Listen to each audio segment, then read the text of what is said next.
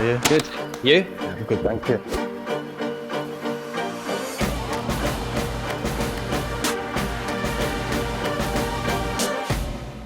Your first FIFA cover. Jude, how is this making you feel? A couple of years ago, I never even thought I'd be on a FIFA cover, let alone with, David, and, to share it with him is really special. I'm very excited the fact that I'm actually with someone that is so talented and an exciting, player in our country, and someone that's going to go on to have an incredible and long career. Jude Bellingham might be the one they get really excited about.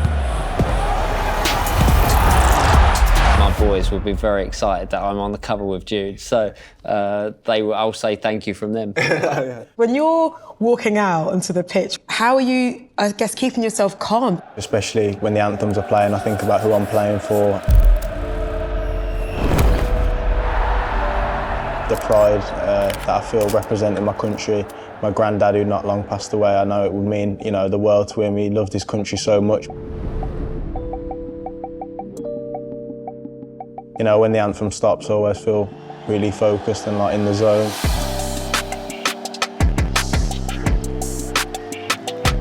When I was 7 years old, I only wanted to ever represent my country. Stepping out onto the pitch at Wembley with all those thousands of fans, that's the moment where it's goosebumps. Singing that national anthem means something.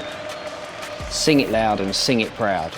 Representing my country was the biggest moment in my career. And I would have to say my proudest moment would be 2002, captaining England for the first time in a World Cup. Hard to beat. I was going to say, JP. He still wasn't alive. It's Beckham, England's captain. I don't believe it. David Beckham scores the goal to take England all the way to the World Cup finals. My mum and dad, they never missed a game. My dad, he worked from 6 in the morning till 7 in the evening. And when he came back from work, that was his time to take me over the park and kick a ball around for an hour or so. Practice, that's all I've done, just hitting the ball against the wall or playing with my dad and things like that. The message from my parents was, if you're going to do it, you're going to do it 100%. My dad was my first coach. Well done. Well played, Jude. He always reminded me sometimes when I'd have a strop on that, if we're doing it all in, and that's how I've been ever since, really. I grew up, obviously, in East London and being a Manchester United fan. But then one Sunday, I had a really good game, and this guy came up to me and he said to me and my mum, he said, I'm a Manchester United scout, my name's Malcolm Fidgin, and would you like to come up for a trial? And I literally burst into tears. That's basically the same thing with Birmingham, really. I first got the call from a friend of my dad who was working at Birmingham, says, well, you might as well bring him along, he's doing okay, just bring him along and see if he's any good. And I went, and I think they saw something in me maybe that, that they could work on and develop, and obviously I wouldn't be where I am without Birmingham, without the coaches. David, you're a proud East London boy through and through, so I'm really intrigued as to how it felt for you leaving East London to go to Manchester to start your career. I left London when I was 15 years old, but I was doing what I wanted, so leaving wasn't such a big thing. Obviously I missed my parents, I missed my friends, but in all honesty, I was doing what I loved. Then I moved to, Madrid, which again, I couldn't speak the language. I didn't know any of the players, and it was a challenge, but it was also an opportunity to play for such a big club like, Real Madrid, and also be part of a new culture, be part of a different experience, learn a new language, which I learned. And how's your Spanish now? It's okay. All right. It's okay. It's not bad. You're not going to get any. Just to be clear. Big moment, deep fire! Jude Bellingham!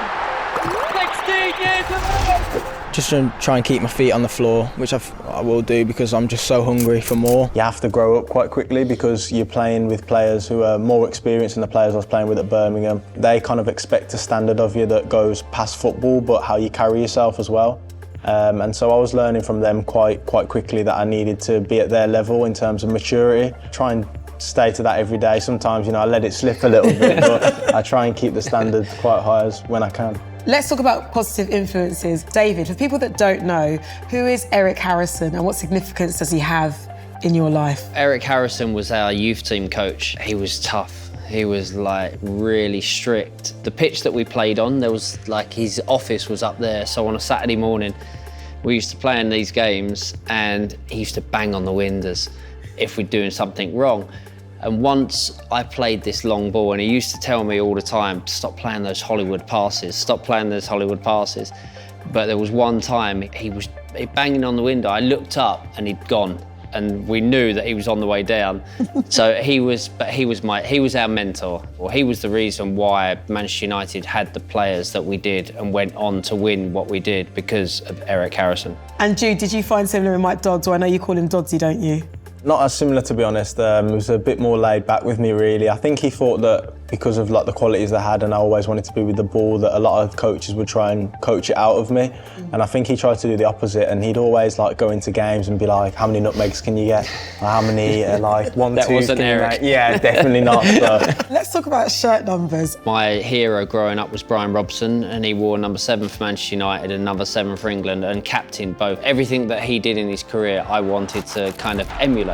So number 7 will always be special to me. Number 22, lucky number 22, what's the story there? You know, the story behind it comes from Mike Dodds, actually. He was saying, like, I think you can be more than just a 10 or an 8 or a 4. And he wanted to put it all together, and he says, I think you want to be a 22 if you want to be elite. And I says, like, kind of took on the challenge almost. And then to take it now to Dortmund is very special too. Man of the match. Yeah. Thank you for everyone that voted. I don't know if I can get it on the plane, actually. Can you take this in hand luggage? Jude, where were you when you got the call? I went to go meet up with the 21s, and I think there was an injury in the senior team.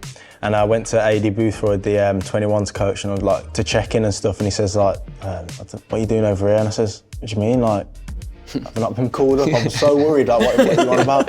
And then he was like, well, you're not with us this week. Gareth wants you in the senior team. It's quite emotional. Yeah. You know, that phone call comes from obviously the manager, and you start hearing rumours a couple of days out or a week before because you'll know because you've been playing well for your club side. Are footballers gossipers?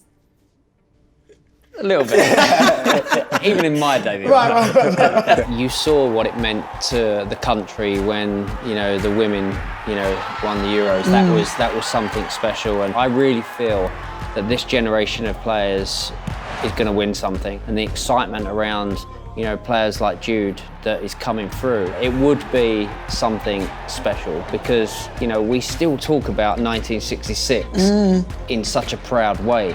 If something like that happened, you know, a Euros, a World Cup, it would be so special, and it would be a proud moment for all of us.